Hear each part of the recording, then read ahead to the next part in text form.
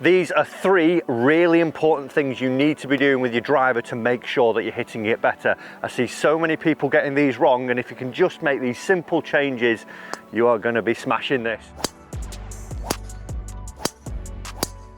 So, change number 1, and it's quite a common one. I would imagine a lot of people watching this video have been slicers of the golf ball, and one thing that we do as a slicer, if we have a fairway like this one here, the 17th hole on the Europa course at La Cala, you would actually try and position yourself so your ball would start left of the fairway and come curving back to it.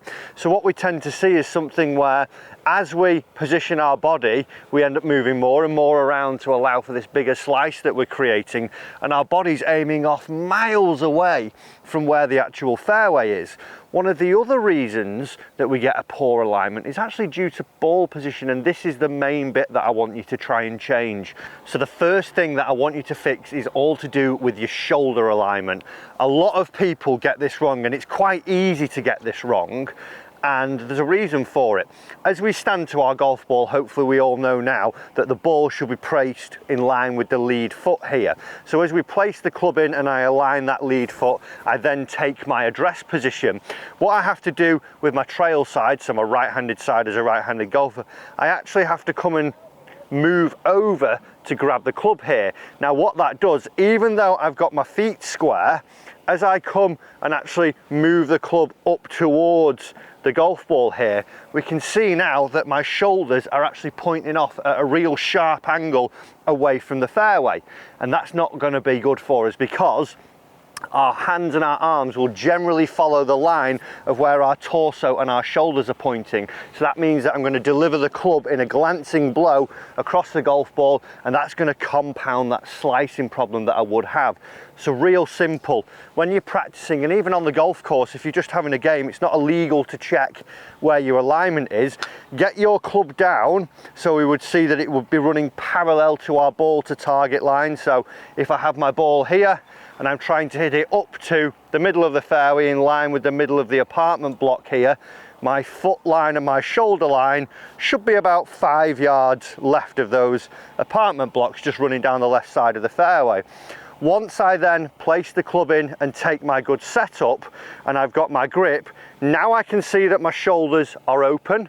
I want to try and just have a little shuffle so it feels like the back shoulder is almost falling in line with my back hip and my back pocket there.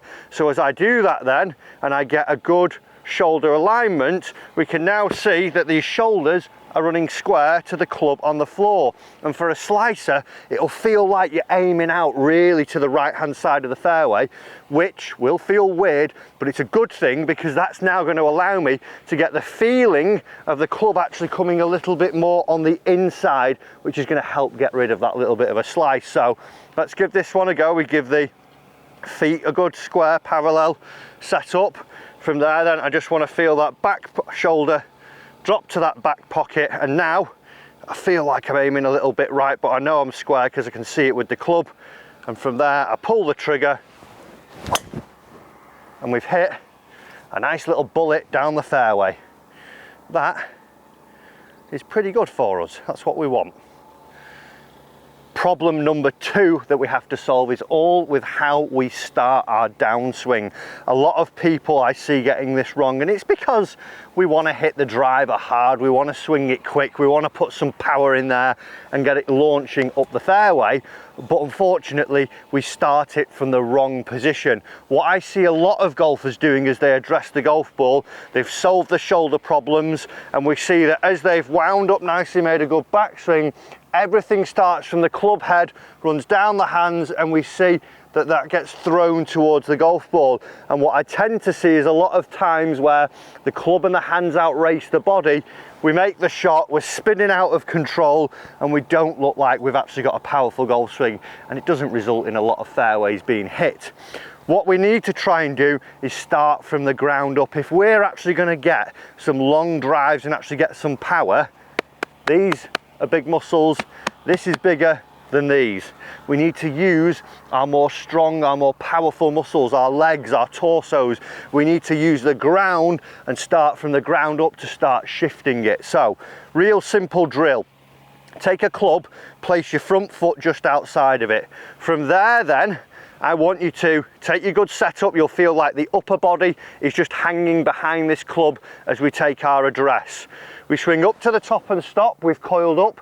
From there then, I want to feel like we push our legs, so the middle of the body almost feels like it goes over the club on the floor. But what we've got to try and do is feel like we get everything else hanging back behind it a little bit. So my legs can push to it, but my body can hang back a little bit. So what that then leaves me with is this sort of position where my body looks like the legs have driven and the upper body is tilting away from the target. From there then, I can unload and I get into a position near impact where we would see my left leg, my front leg being straight and stronger, my hips are turned and I've got the middle of my body just hanging back, and that now is going to allow me to actually start getting some speed and starting it from the right direction. Another great way to do it is if you just stand behind it and feel like you swing up, step over and swing. So let's give it a go. We know we need to get those shoulders square, feel tilted, and now I'm just going to feel that I get almost that little hip bump, those feet driving, and feel I'm hanging back behind this club, and we should see we get a good transition. A little bit too much draw on that one. It's going to find the left side of the fairway. Oh, it's not too bad, but even there, clubhead speed went up to 114 miles an hour then, just because I was using my feet and actually using the muscles that I should be to start the downswing. Okay, third and final thing that we need to do with a driver, we need to try and hit it a little bit more on the up. These clubs don't have much loft on it. That's got 9 degrees of loft on it. So if I hit it neutral, it's only going to have 9 degrees of launch. I need to try and actually get it up a little bit, maybe 3-4 degrees on the up, to see it's going to launch about 12, 13, 14 degrees. A lot of people aren't doing that. This is what I most commonly see. Good setup. People are then trying to hit it too hard, and sometimes we place the ball a little bit more like we should do with an iron, and we end up swinging down and across the ball here. So we see a shot that can actually be struck okay, but doesn't actually get any launch on it. It's come out low, it's found the fairway, but if you have a look at my actual attack angle here, 2.3 down. And that was because my attack angle was on the down, 2.3 down. Everything else was actually pretty good. Clubhead speed was good, the strike was good, but because I've hit down on it, I'm turning that 9 degrees of loft actually into nearly 7 degrees, so I'm not gonna get the flight I want. I'm not gonna get it launching up there. So real simple thing we can do to try and actually get the feeling of hitting the golf ball on the up.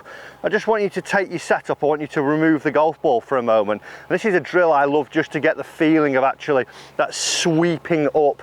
I get a lot of my students to do this one. Take the club, place it into the tee peg that we've got there, take our good setup, then I want you to just actually place the club a couple of feet behind here on the ground. And what we're going to feel like is actually that we start to just sweep it towards the golf ball along the floor, then rise up, and what you'll start to notice is your body changes shape. A lot of people, and hit that like button if this is you, I would imagine you feel like your upper body is going down with the club as you actually come into impact. You feel like you're getting on top of it when you get your driver out, as where with this little drill here, putting it behind and feeling the sweeping up, you'll start to feel that your shoulders are tilting and you're really starting to send that club up over the tee peg and up into the air. Once you're having this sensation a few times, I want you to just actually address the tee peg then and try and create the same feeling while just brushing the tee peg. So we would say a little bit more of that feeling of the upper body tilting, legs are driving, but we get the feeling of just brushing the tee peg from there. If we can do that successfully and start to clip the tee a couple of times, pop your golf ball back in, make sure it's correctly pegged up, probably half the ball in line with the crown of the driver, and we're just going to try and get the same feeling now. We want to feel that sweep from low up into the high finish that we would see with a good drive. So ball position's good, shoulder line's good. I know I want to use that ground first. I'm going to combine it with my little sweeping motion, and they're up in the air, a heck more launch to that one, and I would presume, even without looking at the launch monitor, I'm going to be about 3 or 4 degrees on the up, which we have got that 4.4 on the up, so we've gone from 2.3 down to 4.4 up, and that has helped me launch the ball a lot higher, get more carry, more distance, more speed. So those are 3 real important things that I want you to make sure that you're doing with your driver. Make sure you've got that shoulder alignment right, make sure we're using the ground and our feet first to start the downswing, then let's try and get that sweeping attack angle to see that we launch the golf ball. If we do that, we're going to start hitting driver better, guys. I hope you've enjoyed the lesson. I'll see you in your next one.